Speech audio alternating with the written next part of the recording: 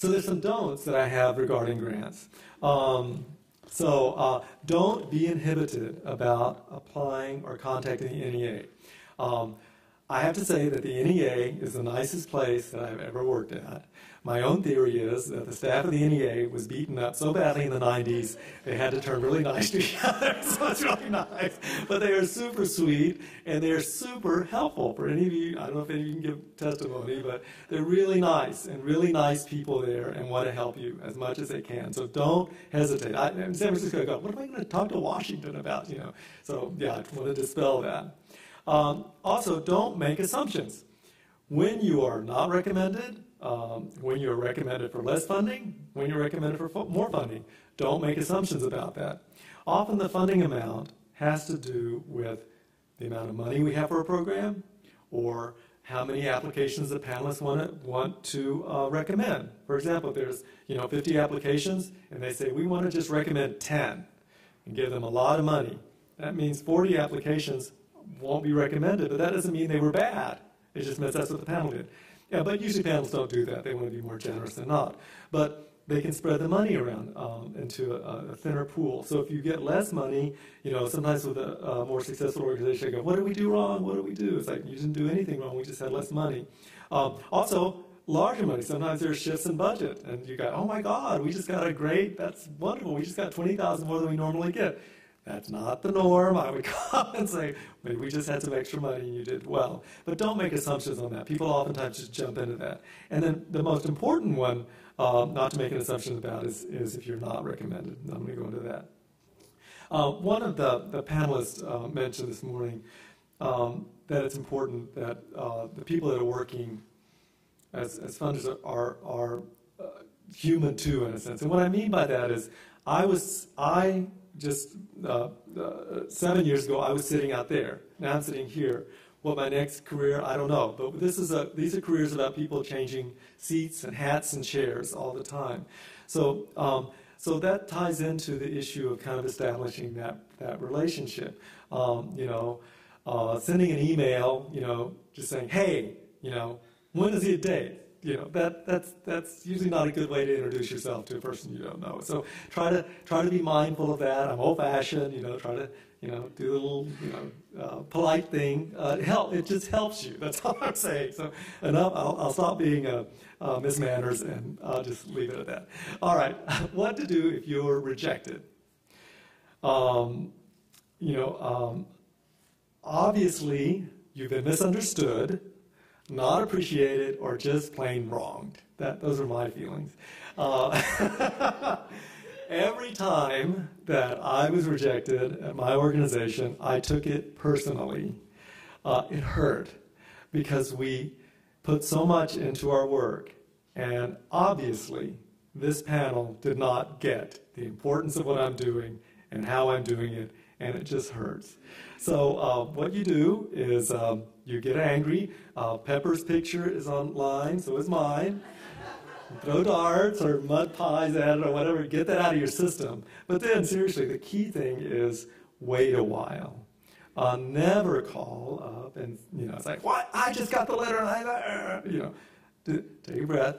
And then what's really nice, because I've been, because I've been rejected and recommended as well, is when someone calls the head of an organization, say, Mario, we're so sad or upset we didn't get rejected. We want to find out what can we do, to better our chances. That speaks volumes, not only to you, about you, but your organization and how you handle that. I think, not to get too philosophical, but I think that the way an organization or the head of an organization handles rejection is a really key indicator of their character and how they move forward and how they're going to guide their organization in life, because no one likes to be rejected. But what you do with that and how you turn it for yourself and the organization is really key.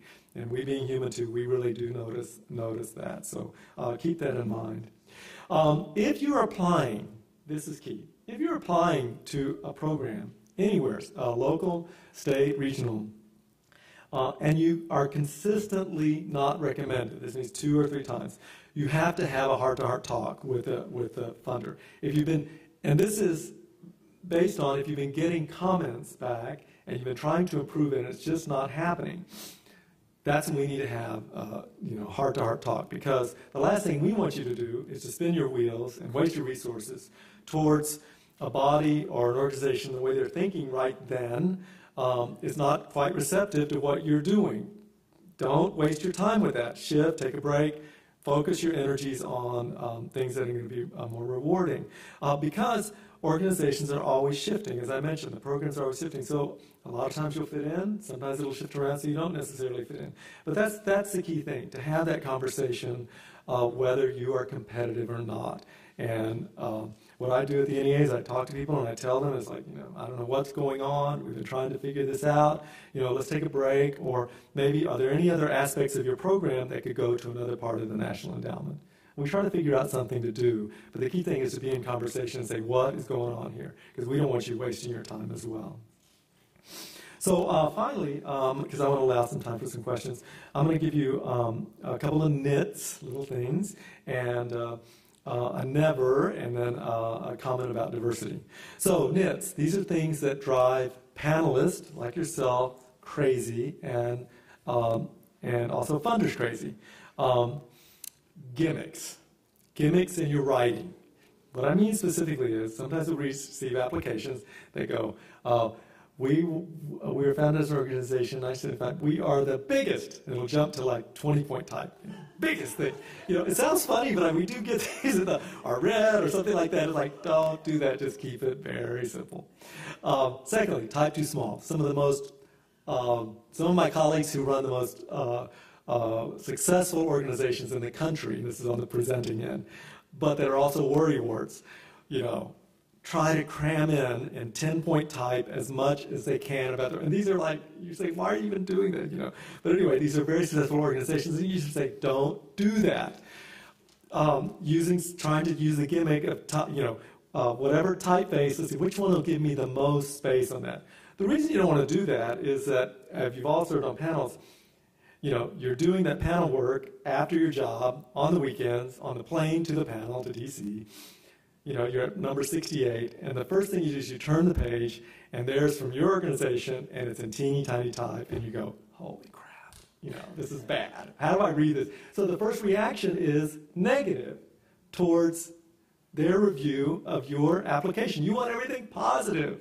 So if you can't say it in a type that's legible or easily readable, you're probably saying too much. So these are little tiny things that, believe me, they cause aggravation and they cause negativity towards what you want to be only positive. So please communicate that to your grant writers. A never. If you are rejected, never attack the review panel. It happens that people call up on the phone and they go, who is this panel you have here? What do they know about what I'm doing? And they just go on their high horse about that. Well, number one, the person you're speaking to is probably the person that invited the panel, number one.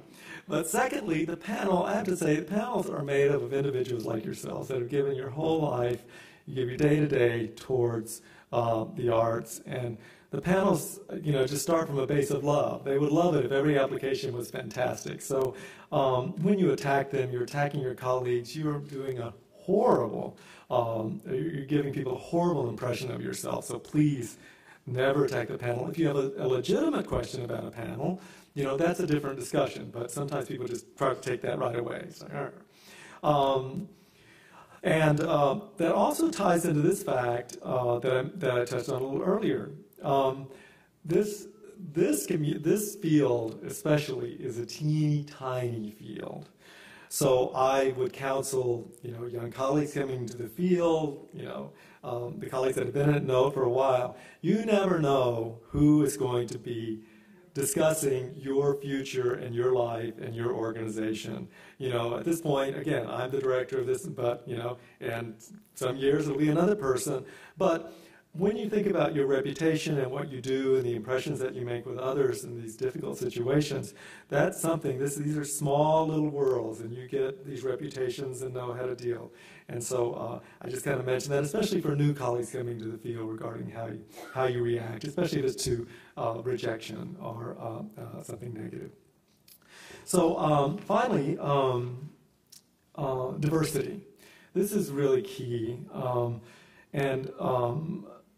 it's something that's very important, especially with the changing demographics of the country. There is obviously a lot of emphasis now on diversifying your audiences, including communities, the artists that you're including, but please take that work very seriously. I have literally had artist community applications that aren't so much about diversity. They're absolutely fine. You know, we're going to do this, we want to do this, and they will throw in a sentence or two about, oh, and we're also going to be extremely diverse. What happens when panelists read that, anything about diversity, it raises all sorts of red flags, and panelists go into a different mode. And I've just seen it happen now every year for the past 6 years. It's a very dangerous way to approach that. If you do indeed want to focus on diversity as an aspect of your project, make sure that it's very, very clear that it's committed, that it's real, that your staff is committed to it, that, you know, the issue of diversifying audiences and participants has been around for a long time, and there's a lot of really good models, you know, about connecting with communities and community partnerships and who you're working with, etc. But I swear to you, I still get applications where they are thinking, I can only imagine, that, oh, it's the NEA, so make sure you add some language there about diversity. And that does not fly at all with you. I mean, people pick up that immediately, and they have extra red flags about that. So again, all the projects don't have to be about that, but if you are going to have that important element as part of your project, make sure it's really clear, well thought out, and it's not just something that you add thinking that it will score you extra points on the panel. So that's the end of my little advice to you regarding what I've learned over the past 6 years.